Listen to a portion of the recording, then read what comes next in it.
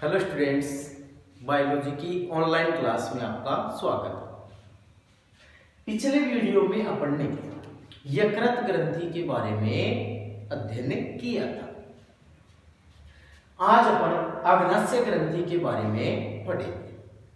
तो देखो, सबसे पहले पढ़ते हैं अपन अग्नाशय ग्रंथि। तो अग्नाशय ग्रंथि है ये मानव शरीर की दूसरी सबसे बड़ी पाचक ग्रंथि होती है। तो देखो, सबसे बड़ी पाचक ग्रंथि कौन सी होती है? तो मानव शरीर की सबसे बड़ी पाचक ग्रंथि लीवर या यकृत होती है। इसके बाद दूसरी सबसे बड़ी पाचक ग्रंथि कौन सी होती है? तो मानव शरीर की दूसरी सबसे बड़ी पाचक ग्रंथि अग्नाशय होती है। अब ये अग्नाशय ग्रंथि कहां पाई जाती है? तो अग्नाशय ग्रंथि जो यू आकार की ग्रहणी होती है, ग्रहणी की दोनों भुजाओं के मध्य पाई जाती है। जैसे ये यू आकार की नलिका नुमा ग्रहणी होती है और इनकी दोनों भुजाओं के मध्य अग्नाशय ग्रंथि पाई जाती है। अग्नाशय ग्रंथि अनियमित आकार की मिश्रित ग्रंथि होती है। अग्नाशय अनियमित आकार की मिश्रित ग्रंथि होती है। अब देखो, पहले ये मिश्रित ग्रंथि क्या है और इससे पहले भी अपन देखते हैं ग्रंथि क्या होती है। तो सबसे पहले देखो, ग्रंथि क्या है? ग्रंथि किसे कहते हैं? तो शरीर में पाई जाने वाली ऐसी संरचना जिससे रसायनों का स्राव होता है। शरीर में पाई जाने वाली ऐसी संरचना जिससे रसायन का स्राव होता है, उसी को क्या बोलते हैं? ग्रंथि कहते हैं। अब यदि ये ग्रंथि नलिका युक्त होती है, यदि ग्रंथियां नलिका युक्त होती है तो इनको बाह्य स्रावी ग्रंथि कहते हैं। और यदि ये ग्रंथियां नलिका विहीन होती है, यानी इनमें नलिकाओं का अभाव होता है, तो ये अंतःस्रावी ग्रंथियां कहलाती है। कल अपन ने यकृत के बारे में पढ़ा था। तो यकृत से अपन ने देखा था यकृत नलिकाएं निकल रही है। इसका मतलब यकृत क्या है? तो यकृत एक बाह्य स्रावी ग्रंथि है। अब यहां पर अग्नाशय की बात कर रहे हैं। अग्नाशय क्या है? मिश्रित ग्रंथि है।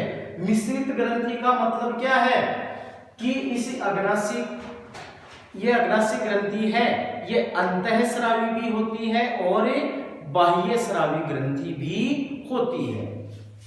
यानी नलिका नुमा ग्रंथि को तो क्या बोलते हैं? बाह्य स्रावी ग्रंथि। और नलिका विहीन ग्रंथि को क्या बोलते हैं? अंतःस्रावी ग्रंथि। अब देखो, जो बाह्य स्रावी ग्रंथियां होती हैं इनसे सामान्यतः एंजाइमों का स्राव होता है। बाह्य स्रावी ग्रंथियों से सामान्यतः किसका स्राव होगा? एंजाइमों का। और जो अंतःस्रावी ग्रंथियां होती हैं, अंतःस्रावी ग्रंथियों से सामान्यतः किसका स्राव होता है? हार्मोन का। इसका मतलब अग्नाशय ग्रंथि है ये अंतःस्रावी भी है और एक बाह्य स्रावी भी है, इसलिए इसको क्या बोलते हैं? मिश्रित ग्रंथि। यानी अग्नाशय ग्रंथि एंजाइमों का स्राव भी करती है और हार्मोन का स्राव भी करती है। अब देखो, ये एंजाइम और हार्मोन में क्या अंतर होता है? एंजाइम क्या है, हार्मोन क्या है? तो एंजाइम होते हैं ये किसी अभिक्रिया को सक्रिय करते हैं। एंजाइम किसी अभिक्रिया को सक्रिय करते हैं। एंजाइम ध्यान रखना, अभिक्रिया को सक्रिय करेंगे, अभिक्रिया को सक्रिय करते हैं। और जो हार्मोन होते हैं, हार्मोन शरीर के अंग को सक्रिय करते हैं। शरीर के किसी अंग को सक्रिय करते हैं। तो ये भी ध्यान रखना, एंजाइम तो किसी अभिक्रिया को सक्रिय करते हैं और हार्मोन शरीर के किसी अंग को सक्रिय करते हैं। तो अग्नाशय के द्वारा एंजाइम भी स्रावित होते हैं और हार्मोन भी स्रावित होते हैं, इसलिए इसको क्या बोलते हैं? मिश्रित ग्रंथि। तो देखो, अग्नाशय है एक मिश्रित ग्रंथि है और इसमें दो प्रकार के कोशिकाओं के समूह पाए जाते हैं। ये देखो, अग्नाशय की स्ट्रक्चर बनाई है अपन ने। इस अग्नाशय में दो प्रकार की कोशिकाओं के समूह पाए जाते हैं। ये बाहर की तरफ जो कोशिकाओं के समूह दिख रहे हैं, इन कोशिकाओं के समूह को क्या बोलते हैं? एसिनी। क्या बोलते हैं? एसिनी। और एसिनी है, एसिनी बाह्य स्रावी कोशिकाओं का समूह है। एसिनी क्या है? बाह्य स्रावी कोशिकाओं का समूह है। अब बाह्य स्रावी कोशिकाएं मतलब किसका स्राव करते हैं? ये एंजाइम का स्राव करते हैं। तो अग्नाशय के द्वारा अग्नाशयी रस का स्राव होता है, और उस अग्नाशयी रस का स्राव कौन करता है? एसिनी। फिर अग्नाशय के अंदर इन एसिनी के बीच बीच में लेंगरहैंस की द्वीपिकाएं पाई जाती हैं। यानी दो प्रकार की कोशिकाओं के समूह होते हैं अग्नाशय में, उनमें से एक तो होता है एसिनी और दूसरा होता है आइसलेट्स ऑफ लेंगरहैंस। आइसलेट्स ऑफ लेंगरहैंस यानी लेंगरहैंस की द्वीपिकाएं। तो ये लेंगरहैंस की द्वीपिकाएं हैं, ये अंतःस्रावी कोशिकाओं के समूह होते हैं और इनके द्वारा हार्मोन का स्राव होता है। अब देखो, जो आइसलेट्स ऑफ लेंगरहैंस है, इनमें 3 प्रकार की कोशिकाओं के समूह पाए जाते हैं। 3 प्रकार की कोशिकाओं के समूह कौन कौन से हैं? नंबर 1 अल्फा कोशिकाएं, नंबर 2 बीटा कोशिकाएं और नंबर 3 गामा या डेल्टा कोशिकाएं। संरचना में देखो, ये है बीटा कोशिकाएं जो संख्या में सर्वाधिक होती है, यानी सबसे ज्यादा कौन सी कोशिकाएं पाई जाती है लेंगरहैंस में? बीटा कोशिकाएं। फिर ये देखो अल्फा कोशिकाएं हैं, अल्फा कोशिकाएं, और ये कुछ कोशिकाएं हैं, ये है डेल्टा कोशिकाएं। तो ध्यान रखना, अग्नाशय में जो लेंगरहैंस की द्वीपिकाएं होती हैं, उनमें सबसे ज्यादा बीटा कोशिकाएं होती हैं और सबसे कम डेल्टा कोशिकाएं होती हैं। अब देखो, इन कोशिकाओं के द्वारा कौन कौन से हार्मोनों का स्राव होता है? तो जो अल्फा कोशिकाएं हैं, अल्फा कोशिकाओं के द्वारा ग्लूकागोन हार्मोन का स्राव होता है। अल्फा कोशिकाओं के द्वारा ग्लूकागोन हार्मोन का स्राव होता है। और ध्यान रखना, ये ग्लूकागोन हार्मोन क्या करता है? तो ग्लूकागोन हार्मोन जब रुधिर में ग्लूकोज की कमी हो जाती है, तो ग्लाइकोजन को ग्लूकोज में परिवर्तित करने का काम करता है। अपन ने पढ़ा था यकृत में कि यकृत क्या करता है? ग्लूकोज को ग्लाइकोजन में बदलता है और ग्लाइकोजन को ग्लूकोज में बदलता है। तो देखो, जब हमारे शरीर में ग्लूकोज की कमी हो जाती है, ग्लूकोज की कमी हो जाती है, तो ग्लाइकोजन को किस में बदला जाएगा? ग्लूकोज में। और इसे ग्लाइकोजन को ग्लूकोज में बदलने का काम कौन सा हार्मोन करेगा, या बदलने के लिए प्रेरित कौन सा हार्मोन करेगा? तो ध्यान रखना, ग्लूकागोन। तो ग्लूकागोन हार्मोन होता है, ये ग्लाइकोजन को ग्लूकोज में बदलने को प्रेरित करता है। दूसरी कोशिकाएं होती है बीटा कोशिकाएं। तो बीटा कोशिकाओं के द्वारा इंसुलिन हार्मोन का स्राव होता है। बीटा कोशिकाओं के द्वारा इंसुलिन हार्मोन का स्राव होता है। और ध्यान रखना, इंसुलिन हार्मोन इस ग्लूकागोन हार्मोन के विपरीत कार्य करता है। यानी ग्लूकागोन को क्या करता है? ग्लाइकोजन को ग्लूकोज में बदलता है। और इंसुलिन क्या करता है?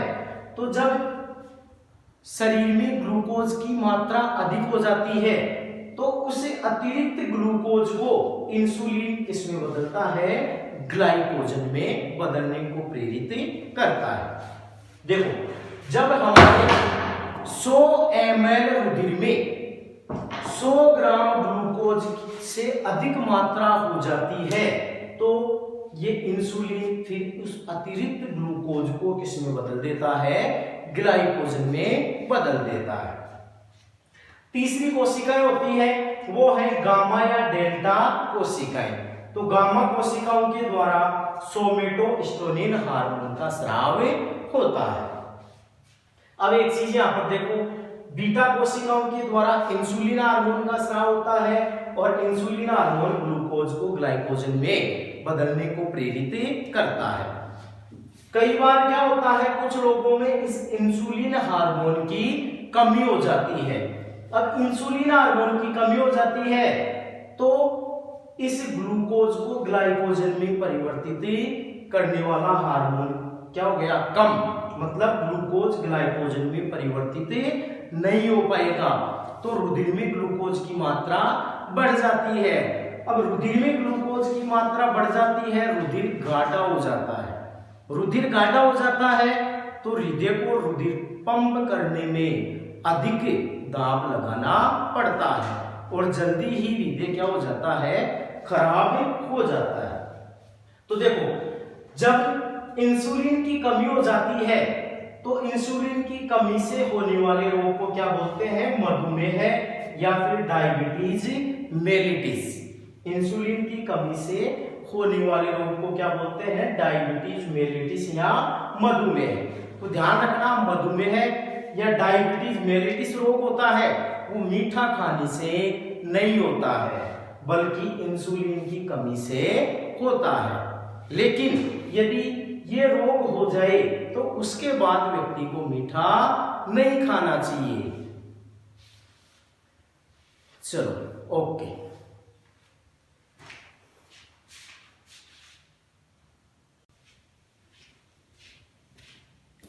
हेलो स्टूडेंट्स, मैं मुकेश कुमार वीर, बायोलॉजी की ऑनलाइन क्लास में आपका स्वागत है। तो देखो, पिछले वीडियो में अपन ने आहार नाल की संरचना पढ़ ली थी और उसके बाद अपन ने पाचक ग्रंथियां पढ़ ली थी। अब देखो, पाचक ग्रंथियों के बाद अपना अगला टॉपिक है वो है मानव में पाचन तंत्र की क्रियाविधि या पाचन की कार्य। अब मानव के अंदर पाचन तंत्र की जो क्रियाविधि होती है ये निम्न चरणों में संपन्न होती है। अब देखो, पाचन की कार्य के कौन कौन से चरण हैं, तो यहाँ पर अपन ने 5 चरण लिए हैं। 5 चरण कौन कौन से हैं? पहला चरण है अंतर्ग्रहण, दूसरा है पाचन, तीसरा है अवशोषण, चौथा है स्वांगीकरण और 5वां चरण है बहिक्षेपण। अब देखो, एक एक चरण को अपन पढ़ते हैं। तो सबसे पहले पढ़ते हैं अंतर्ग्रहण। अंतर्ग्रहण का मतलब क्या होता है कि भोजन को मुख के द्वारा अंदर लेना। मानव या किसी भी जीव के द्वारा भोजन को मुख के अंदर लेना क्या कहलाएगा, अंतर्ग्रहण। अंतर्ग्रहण यानी भोजन को अंदर लेना, भोजन को मुख के अंदर लेना।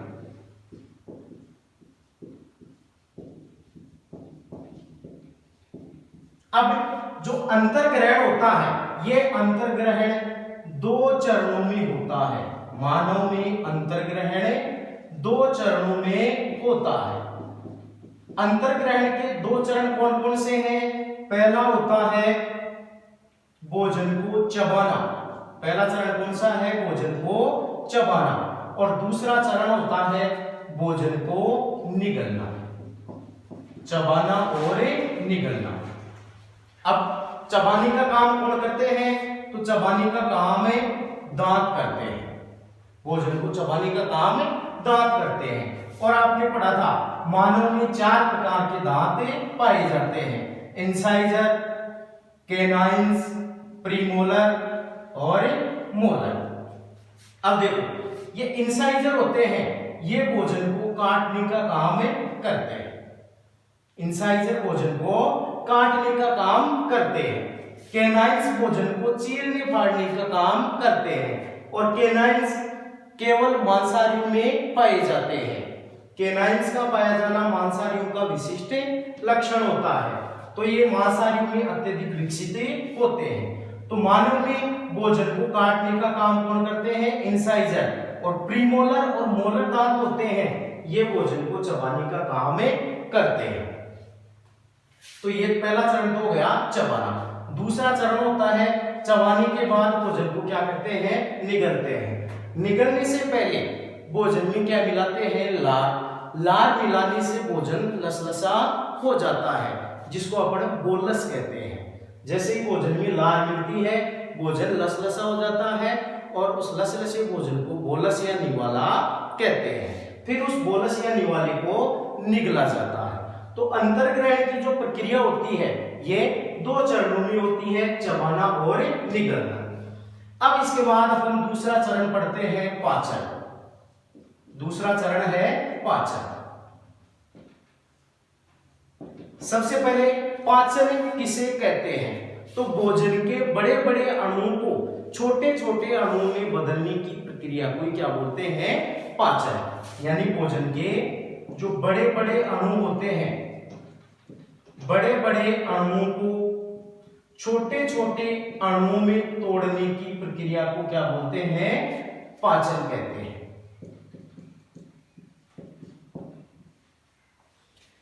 अब ये पाचन है, पाचन कहां से प्रारंभ होता है? तो ध्यान रखना, आहार नाल में पाचन मुख गुहा से प्रारंभ होता है। पाचन कहां से प्रारंभ होता है? मुख गुहा से।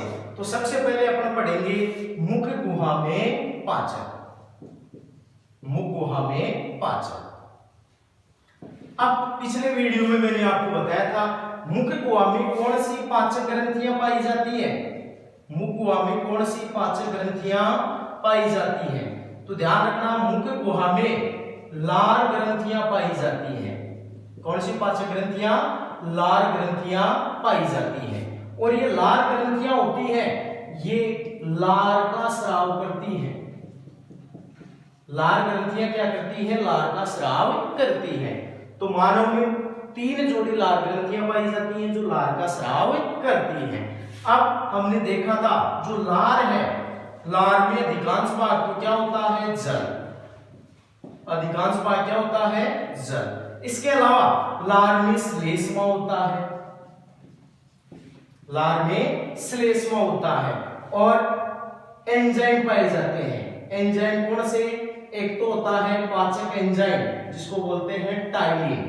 तो लार में पाचक एंजाइम कौन सा होता है? ध्यान रखना, लार में केवल पाचक एंजाइम में टाइलिन होता है। इसके अलावा एंजाइम एक और होता है और उसका नाम है लाइसोजाइम। लेकिन लाइसोजाइम भोजन को पचाने का काम नहीं करता है। लाइसोजाइम केवल जीवाणुओं को नष्ट करने का काम करता है। तो पाचक एंजाइम कौन सा होता है? टाइलिन। यह इसका दूसरा नाम है लार एमाइलेज। ये टाइलिन या लार एमाइलेज क्या करता है? ये स्टार्च का पाचन करता है। किसका पाचन करेगा? स्टार्च का। तो टाइलिन होता है स्टार्च को माल्टोज में परिवर्तित करता है। टाइलिन एंजाइम स्टार्च को माल्टोज में परिवर्तित करता है। पीछे अपन ने पढ़ा था टाइलिन होता है हल्का अम्लीय होता है और इसकी पीएच 6.8 होती है। अब जैसे ही भोजन मुख गुहा में आता है, धातु द्वारा भोजन को चबाया जाता है और उसमें लार मिलाई जाती है। लार मिलाने के बाद भोजन लसलसा हो जाता है जिसको बोलस कहते हैं। फिर उसके बाद स्टार्च होता है। इस स्टार्च का पाचन कौन करता है? टाइलिन। अब यहाँ पर ध्यान रखना, मुख गुहा में भोजन बहुत कम समय के लिए रुकता है, तो यहाँ पर पूर्ण रूप से स्टार्च का पाचन नहीं होता है। यहाँ पर लगभग 30% स्टार्च का पाचन ही होता है, क्योंकि भोजन कम समय रुकता है मुख गुहा में, और इसलिए यहाँ पर पूर्ण रूप से स्टार्च का पाचन नहीं हो पाता है। अब इसके बाद आंशिक पचा हुआ भोजन। आंशिक पचा हुआ भोजन मुख गुहा से कहा जाता है? ग्रसिका में जाता है। अब ग्रसिका में कोई पाचक ग्रंथियां नहीं पाई जाती है, इसलिए वहां पर भोजन का पाचन नहीं होता है। इसके बाद जो ग्रसिका है, ग्रसिका में केवल कर्मानुकुंचन गतियां होती हैं, तो उन कर्मानुकुंचन गतियों के कारण भोजन ग्रसिका से आमाशय में जाता है। जब तक भोजन ग्रसिका में जाता है या ग्रास नाल में जाता है, उस पर लार की प्रक्रिया होती है या टाइलिन की जो क्रिया होती है वो जारी रहती है। अब इसके बाद भोजन कहाँ चला गया? मुख गुहा के बाद भोजन जाता है आमाशय में। तो अब पढ़ेंगे अपन आमाशय में भोजन का पाचन। आमाशय में पाचन। तो यहां पर ध्यान रखना, मुख्य कुआ में केवल किसका पाचन होता है, स्टार्च या कार्बोहाइड्रेट का। तो यहां से वैसे भी अच्छा क्वेश्चन बनता है कि कार्बोहाइड्रेट का पाचन कहां से प्रारंभ होता है। तो कार्बोहाइड्रेट का पाचन मुख्य गुहा से प्रारंभ होता है। अब इसके बाद देखो आमाशय में भोजन का पाचन। जैसे ही भोजन आमाशय में आता है, आमाशय में आपको पता है पाचक ग्रंथियां कौन सी होती है, पाचक ग्रंथियां पीछे पढ़ चुके हो आप। आमाशय में पाचक ग्रंथियां होती हैं जठर ग्रंथियां, जठर ग्रंथियां। इन जठर ग्रंथियों से जठर रस का स्राव होता है, जठर ग्रंथियों से जठर रस का स्राव होता है। अब देखो इस जठर रस में क्या क्या पाए जाते हैं, तो वही अधिकांश भाग तो होता है जल। जठर रस में अधिकांश भाग क्या होगा, जल। इसके बाद इसमें पाया जाता है HCl, श्लेष्मा और कुछ एंजाइम। एंजाइम कौन कौन से, एक तो होता है पेप्सिनोजन, पेप्सिनोजन, एक होता है जठरीय लाइपेज, जठरीय लाइपेज।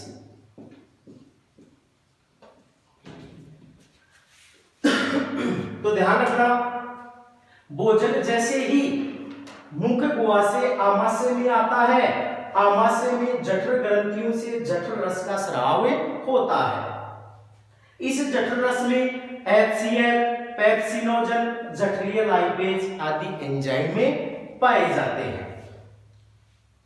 अब देखो सबसे पहले HCl है, ये HCl क्या करता है, तो HCl अत्यधिक सांद्रित होता है, HCl अत्यधिक सांद्रित होता है और इसकी pH 1.5 से 2.5 के मध्य होती है, यानी बहुत ही कम pH होती है, यानी HCl अत्यधिक अम्लीय होता है।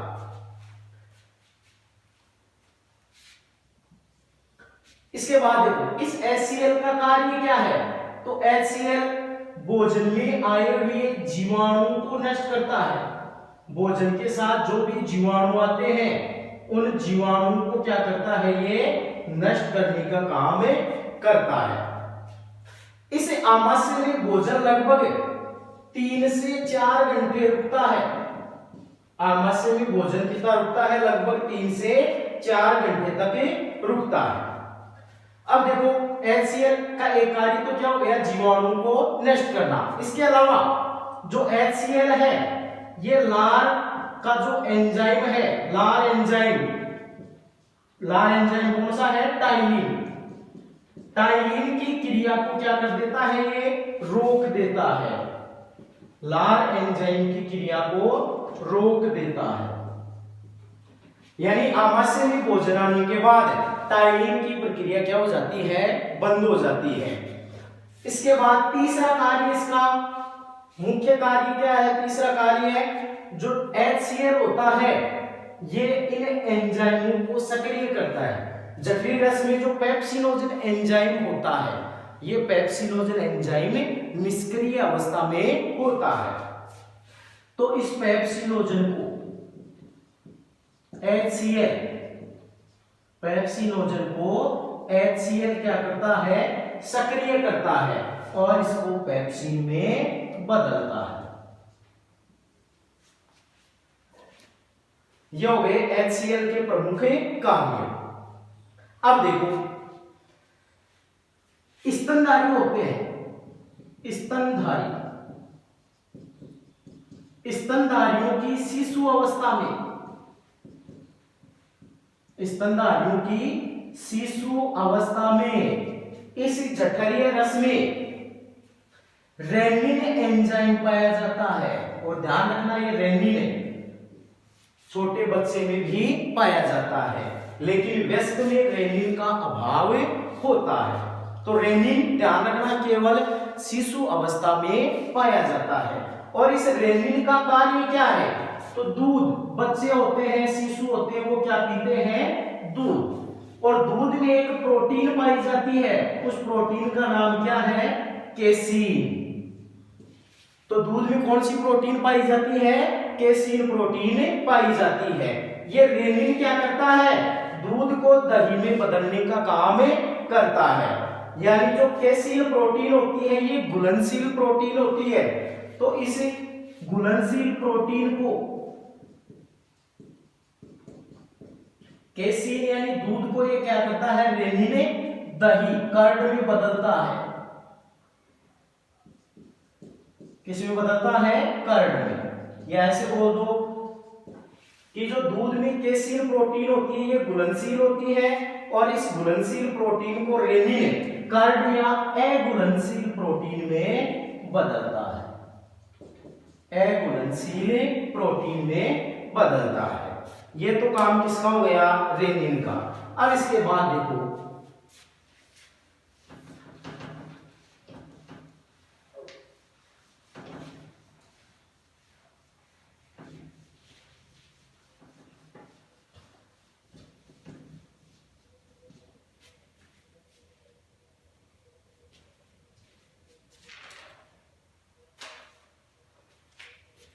इसके बाद देखो HCl पेप्सिनोजन को सक्रिय करता है, किसमें बदल देता है? पेप्सिन में। और ये पेप्सिन क्या करता है? पेप्सिन प्रोटीन का पाचन करता है। पेप्सिन किसका पाचन करता है? प्रोटीन का। तो यहां से फिर एक क्वेश्चन बन गया कि आहार नाल में प्रोटीन का पाचन कहां से प्रारंभ होता है? तो ध्यान रखना, आहार नाल में प्रोटीन का पाचन आमाशय से प्रारंभ होता है। आमाशय में पेप्सिनोजन एंजाइम होता है जिसको HCl सक्रिय करता है और पेप्सिन में बदल देता है। और ये पेप्सिन प्रोटीन का पाचन करता है, यानी प्रोटीन को पेप्टोन्स में बदल देता है। प्रोटीन को किसमें बदलता है? पेप्टोन्स और प्रोटीओजेज में बदल देता है।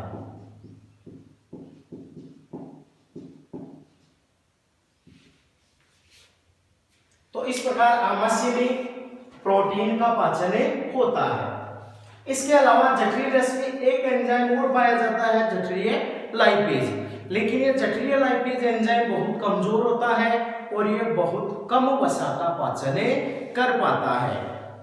पीछे मैंने आपको बताया था कि वसा के जो अणु होते हैं वो बड़े बड़े होते हैं और बड़े अणु पर एंजाइम क्रिया नहीं कर पाते हैं। तो पहले वसा को छोटे टुकड़ों में तोड़ा जाता है, यानी उसका पायसीकरण किया जाता है। और पायसीकरण आमाशय में नहीं होता है। पायसीकरण छोटी आंत में होता है और पितरस करता है। इसलिए वसा का मुख्य रूप से पाचन कहाँ होता है? छोटी आंत में होता है।